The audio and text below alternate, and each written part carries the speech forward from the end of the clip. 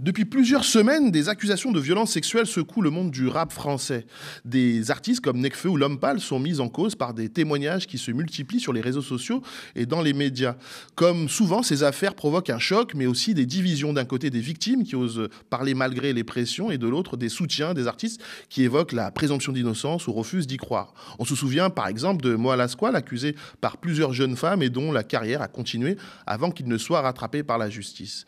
Mais derrière ces noms et ces polémiques, il y a surtout une question plus large. Pourquoi ces violences restent-elles si longtemps impunies? Pourquoi le silence l'emporte-t-il aussi souvent dans l'industrie musicale, comme dans d'autres milieux d'ailleurs?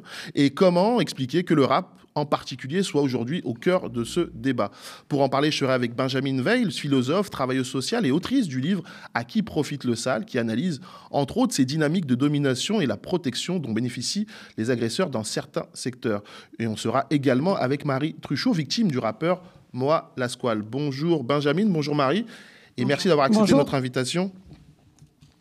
Ma première question, Benjamin, on assiste, comme je le disais, à une vague de révélations dans le rap français actuellement. Pourquoi ces affaires éclatent maintenant? J'ai un souvenir que quand le MeToo tout court avait éclaté il y a quelques années maintenant, les gens du rap disaient justement, regardez, nous on est épargnés, quelques personnes en tout cas disaient ça à ce moment-là.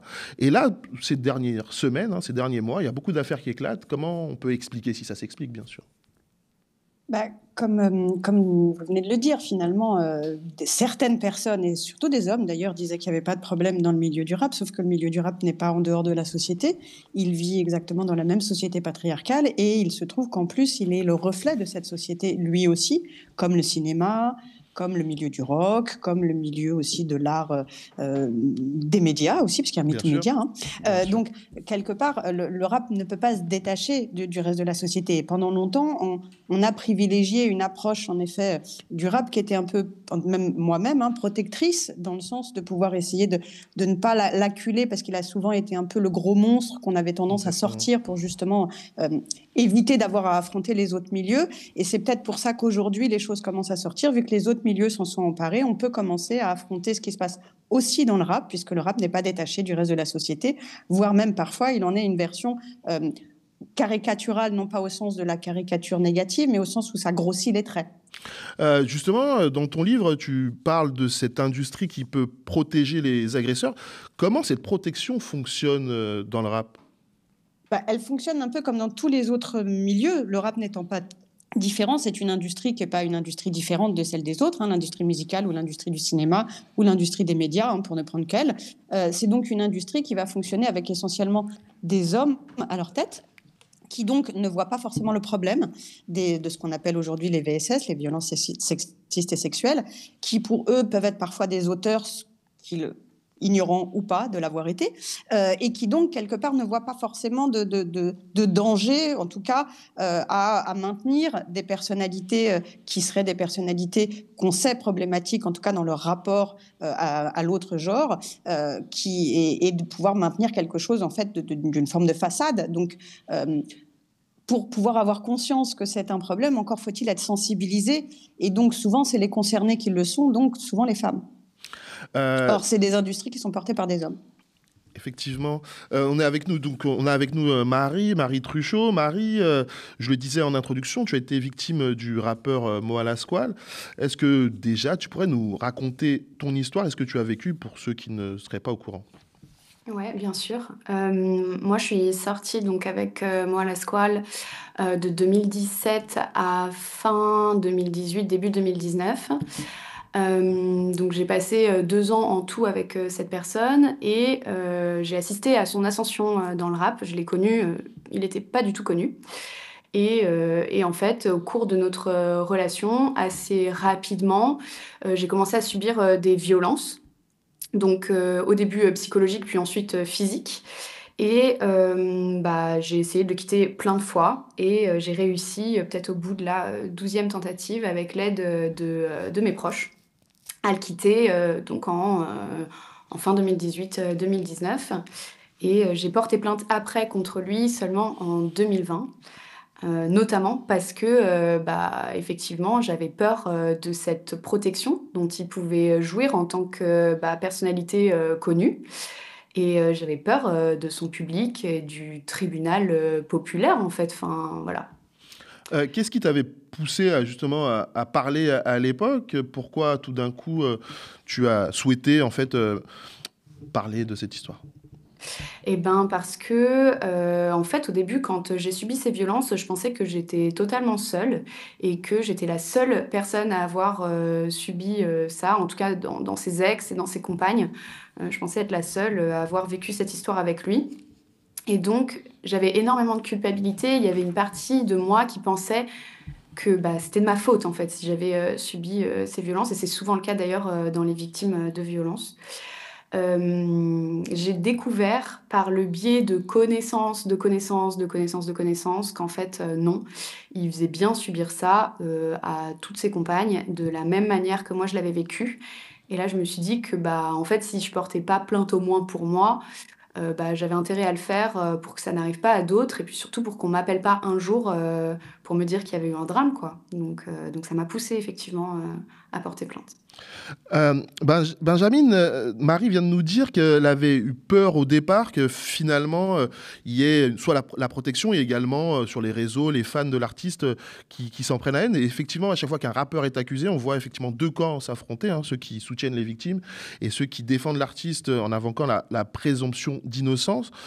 Comment on explique cette polarisation et surtout il y a dans un de tes articles sur le blog de Mediapart, hein, que je vous invite à lire, tu parles d'un schéma qui est assez connu, c'est-à-dire que tout d'un coup lorsqu'une victime s'exprime, on inverse la culpabilité et ça comprend plusieurs étapes. Le cycle, c'est Darvo en anglais, je crois. Ouais, Darvo, deny, attack, revenge victim, revenge victim offender.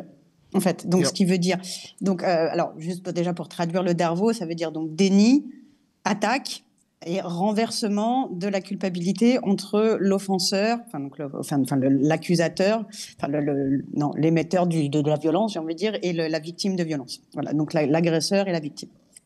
Donc ça, c'est ce qu'on appelle un système qu'on qualifie de stratégie d'agresseur, en fait. Donc c'est des stratégies qu'on va retrouver à plusieurs endroits. Mais par rapport au début de la question posée, c'est pas que dans le rap qu'on voit ça. On voit ça partout. Oui. Hein, c'est-à-dire c'est vraiment typique de ce qu'on appelle justement les stratégies d'agresseurs. Et dès qu'il va y avoir en plus des enjeux de pouvoir et de notoriété, c'est renforcé. On l'a vu aussi. On a vu exactement le même phénomène autour de Koé. On l'a vu autour de Harry Abitban. On l'a vu autour de Doyon. De Jacques Doyon.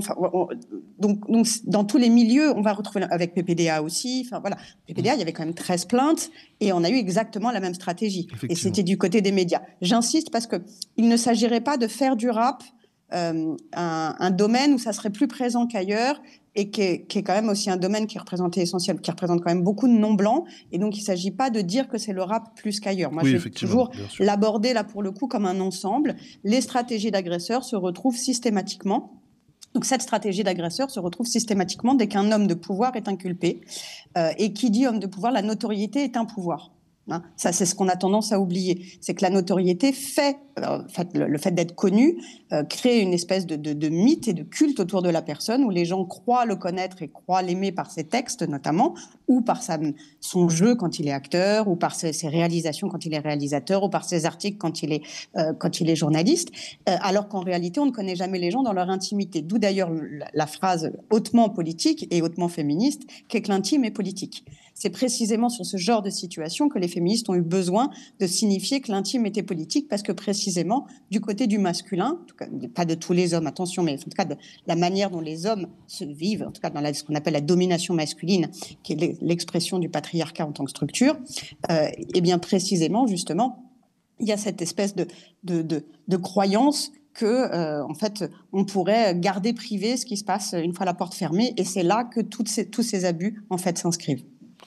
Et concernant justement le schéma d'inverser Darvo. Justement Darvo, d'inverser la culpabilité, comment ça se passe, les différentes étapes que tu évoques? Alors la première étape, c'est le déni, c'est de dire non, c'est pas vrai, c'est elle qui ment. Et d'ailleurs, je pense que Marie pourra nous Ouais. raconter comment elle l'a vécu. Donc ça, c'est la première des étapes. Ensuite, il y a l'attaque à l'autre, c'est-à-dire de dire qu'elle est folle, qu'elle est psychopathe, voilà, on va tourner autour généralement de l'ex-folle. Il y a un article qui a été fait par j'ai plus son prénom exactement, Cosmopolitan, mais c'est Maria Costa, je crois, mais qui a écrit un article sur justement le mythe de l'ex-folle, qui est un article très intéressant là-dessus, qui montre bien comment finalement on est du côté de l'attaque, c'est-à-dire le meilleur moyen de discréditer quelqu'un, c'est l'attaque cette folle. En fait, et ça a toujours été la folle de Chaillot. Enfin voilà, les féministes ont toujours été taxées de folle ou d'hystérique, et les femmes en général. Donc typiquement, pour décrédibiliser quelqu'un, c'est le meilleur moyen. Donc ça, c'est la version attaque. Et ensuite, on va se placer en victime.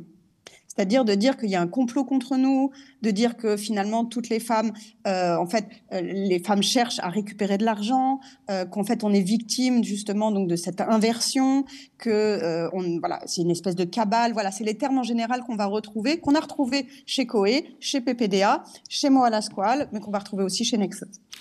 Justement, Marie, est-ce que là, les étapes que viennent de décrire Benjamin, c'est exactement ce que tu as vécu toi aussi dans Absolument. Est-ce que tu peux justement nous en parler? Oui, oui, je peux très bien en parler. En fait, quand j'ai porté plainte, moi, ma plainte, elle a été exposée immédiatement après ma sortie de la PJ à BFM. Donc, elle s'est retrouvée vendue, à la presse.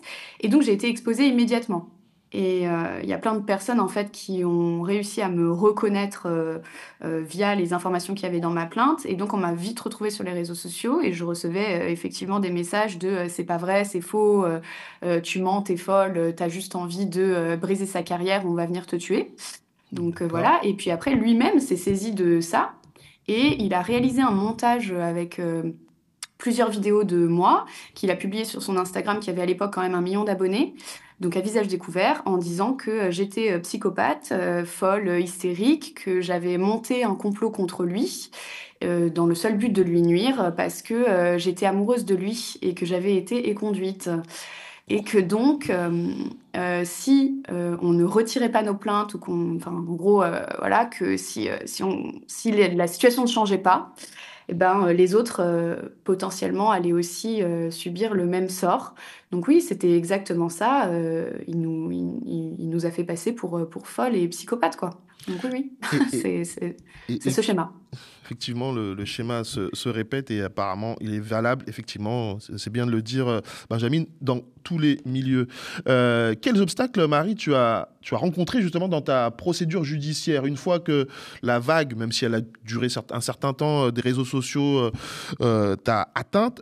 Comment ensuite, dans ta procédure judiciaire, ça s'est passé? Est-ce qu'il y a eu des obstacles? Est-ce que finalement, tout s'est passé comme tu l'espérais? Bah, déjà, moi, je savais pas du tout comment ça se passait et un peu comme tout le monde, je pensais que voilà, on portait plainte et puis très, très vite, voilà, une fois qu'on avait donné nos preuves, la police voyait qu'il y avait des preuves et puis agissait.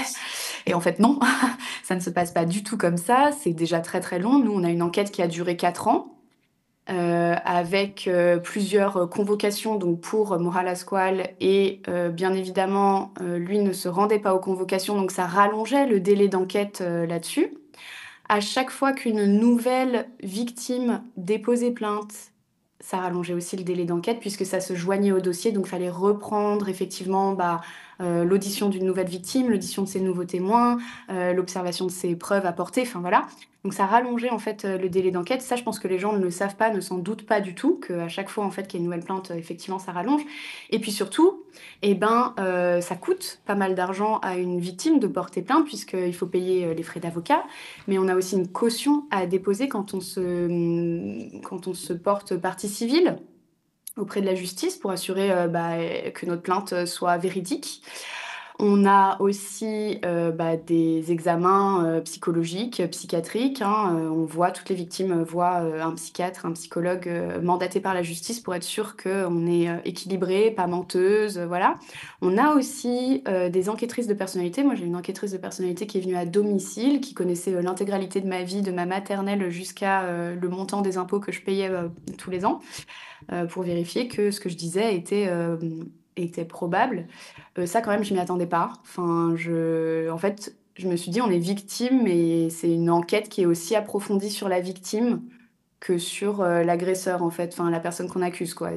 C'est pas juste une enquête sur la personne qui a fait potentiellement quelque chose, c'est une enquête aussi sur la victime.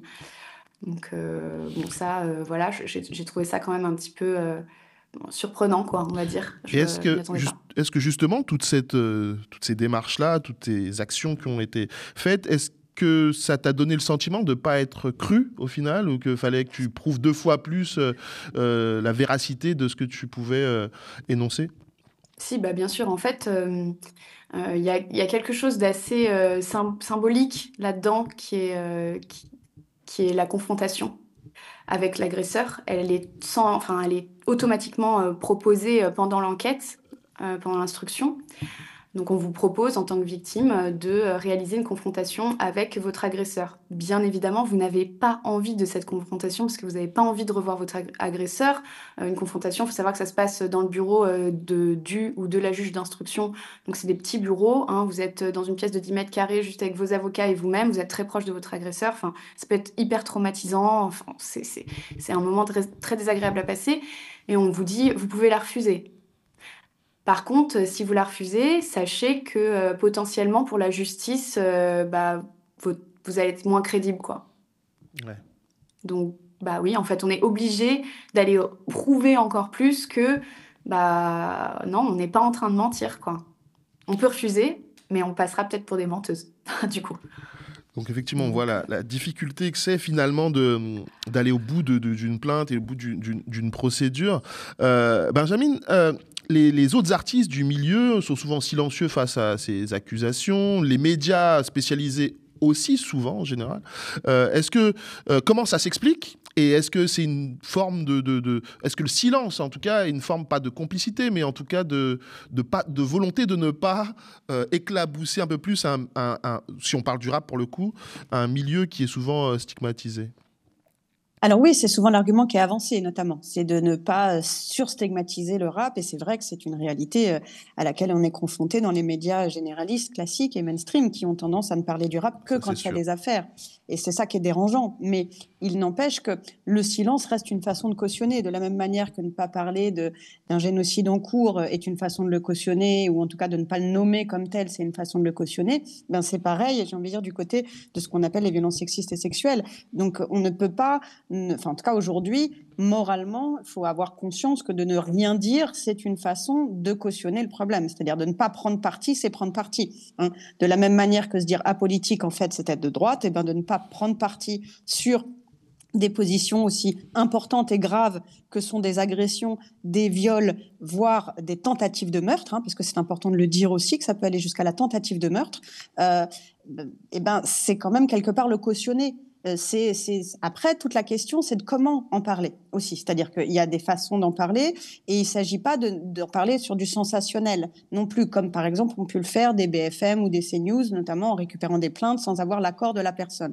La question est aussi de comment en parler et qui peut en parler. Les autres artistes sont souvent très frileux pour en parler parce qu'en effet, dans le système de l'industrie musicale, il y a une espèce d'omerta qui tient aussi à ce qu'on appelle le phénomène du boys club, hein, qui est aussi un autre phénomène qui se retrouve dans toutes les industries, pas que dans le rap, j'insiste, hein, dans toutes les industries, c'est-à-dire c'est des industries qui sont tenues par des groupes d'hommes cooptés les uns par les autres, qui fonctionnent donc en se donnant les bonnes places et en fonctionnant comme une espèce de meute, pour le coup, non pas au sens loup du terme, hein, voilà, et qui va donc quelque part préserver ses intérêts et ses privilèges coûte que coûte, même quand c'est pas conscient. Hein. Donc ça, c'est important, c'est de commencer par se dire que la première des choses, c'est de commencer par dénoncer même ses proches.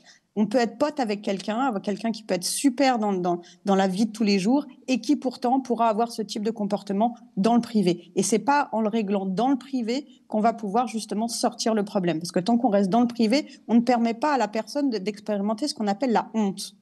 L'air de rien, c'est pour ça qu'on parle souvent de la honte doit changer de camp. C'est qu'il n'y a qu'en éprouvant quelque chose de l'ordre de la honte que mon groupe ne cautionne pas mon comportement et me pointe du doigt, voire je prends le risque d'en être exclu, que je vais pouvoir remettre en cause mes comportements. Tant que je ne vis pas cette expérience-là, je considérerais que mes comportements sont plus ou moins acceptables. Je- Donc ça, c'est pour le côté les artistes. Pourquoi? Et les médias, malheureusement, sont aussi les médias rap, notamment, sont souvent sont pas des médias au sens de l'information du terme. C'est souvent plutôt des agences médias qui travaillent donc beaucoup avec qui fait la promotion des artistes, mais pas forcément de l'information. Et ça, c'est aussi une petite nuance de ce que c'est qu'un média ou un journalisme, justement, ou un journal quelque part au sens premier du terme média, qui va faire qu'on n'aborde pas les choses aussi frontalement. Et donc, certains médias rap sont aussi des fanbases, en fait, sont aussi tenus par des gens qui sont très fans des artistes dont il est question, et donc qui n'osent pas remettre en cause leur idole, en fait. Voire ont peur de ne plus avoir les invités qu'il faut avoir parce qu'elles auront froissé tel ou tel major ou tel label. Donc, c'est là qu'on fonctionne vraiment sur ce qu'on appelle le système du boys club, c'est-à-dire rester, ne rien dire et cautionner des choses pour ne pas perdre en privilège et en avantage. Et est-ce que le public peut jouer un rôle, lui, dans ce combat contre ces violences sexistes et sexuelles? Est-ce que finalement le public ne suit que ce que les médias ou les réseaux peuvent dire? Est-ce que le public a son rôle à jouer forcément, mais quel rôle il peut jouer? C'est compliqué le public, parce que le public, c'est une masse. Donc, si on se réfère un peu à comment fonctionnent les foules ou les masses, c'est pas des individus, justement. Et à la fois, c'est ça qui est particulier, c'est que c'est à la fois des individus et une masse. Donc, d'un point de vue individuel, chacun a le droit de boycotter qui il veut. Et je dis, chacun a le droit, ça peut pas être une obligation. Déjà, le boycott, c'est un choix individuel et c'est par rapport à sa propre morale. Donc, j'ai envie de dire, moins les artistes ont d'auditeurs, en effet, moins leur pouvoir peut s'exercer, parce que le pouvoir tient aussi au nombre d'auditeurs et au nombre de personnes qui sont sous notre influence. On pourrait presque dire sous notre emprise, mais ça, c'est encore autre chose. Donc, il y a un rôle individuel qui peut se mettre en place, mais qui n'est pas suffisant, qui est nécessaire, mais pas suffisant. C'est pour ça que, pour moi, c'est d'abord la responsabilité de ce que j'appelle les intermédiaires, à savoir notamment les médias et l'industrie, et éventuellement des personnes qui peuvent prendre la parole, d'autres artistes, par exemple, qui pourraient prendre la parole sur ces questions-là, publiquement, quitte à perdre un peu de leur public, quitte à perdre un peu de royalties, quitte à perdre certains feats, voilà. Mais c'est ça, c'est qu'il y a du risque, mais un engagement, ça suppose de prendre des risques. Et on risque toujours, ça doit nous coûter un engagement. Si ça ne coûte rien, c'est que c'est pas un engagement de façade, en fait. Si ça ne nous coûte pas, j'ai envie de dire, un milliardaire qui donne 10 000 euros, ça n'a aucun sens. Enfin, c'est rien pour lui, en fait. Ouais. Donc, c'est pas un engagement au sens fort. Donc ça suppose, alors le public peut s'engager, mais attention, le public n'est pas responsable de tout. Hein. Je vois beaucoup les médias, notamment les médias rap, renvoyer au public sa responsabilité sans prendre la leur. Donc commençons au niveau des intermédiaires et de ceux qui justement permettent au public de pouvoir se positionner par prendre position avant de le demander au public. Marie, justement, est-ce que depuis une sanction judiciaire est tombée contre Moa Lasquale, est-ce que tu as été plus soutenue qu'avant? Est-ce que, soit des artistes, même le public ou sur les réseaux, est-ce qu'aujourd'hui, c'est différent maintenant que la justice est passée? Alors, je dirais que c'est quand même assez différent, même s'il y avait quand même une grosse partie du public qui, voyant que l'enquête durait, voyant qu'effectivement il était renvoyé devant le tribunal, etc., avant même le jugement, avait commencé à se dire, bon, là, c'est peut-être bizarre quand même, il n'y a pas de non-lieu qui est prononcé, il y aura bien un procès, enfin, bon, donc il y avait quand même une partie du public qui avait commencé à se dire qu'effectivement, on n'était peut-être pas des menteuses et que c'était un peu bizarre avant le jugement. Depuis le jugement, on a effectivement une majorité des gens qui sont quand même, qui sont pas dupes. Hein. Il y a eu un jugement, voilà, ils reconnaissent le jugement. Mais il y a encore une énorme partie de personnes, et pas seulement des femmes, hein, pas seulement des hommes, pardon, aussi des femmes, qui vont dire que c'est faux, qu'on ment, que malgré le procès, en fait, on verra dans quelques années que c'était faux, qu'on ne devrait pas s'afficher publiquement et surtout pas en parler. Hein, faut surtout pas ouvrir sa bouche là-dessus parce que ça va nous retomber dessus. Et voilà, qu'on l'a mérité, que... Est-ce que tu peux juste nous rappeler finalement quelle a été la condamnation de Moa Lasquale? Oui, bien sûr, il a été reconnu coupable de tous les chefs d'accusation, sauf de l'agression sexuelle, puisque ce n'était pas prouvable. Il n'y avait pas de témoins, il n'y avait pas assez de preuves, mais sinon tous les chefs d'accusation. Et du coup, il a été condamné à 4 ans de prison en tout, dont 3 fermes. Voilà. Très bien. C'est la dernière question. On va terminer là-dessus. Comment tu vas, toi, aujourd'hui? Moi, ça va mieux. Je suis suivie, voilà, par un psy et je fais aussi du yoga, ce qui m'aide beaucoup à aller bien, dans mon corps, voilà. C'est pas parfait, et puis, je pense que ma reconstruction, elle passe aussi par ça, par le fait de venir en parler, par le fait, de m'engager là-dessus et de porter cette parole, ce que j'osais pas faire du tout avant.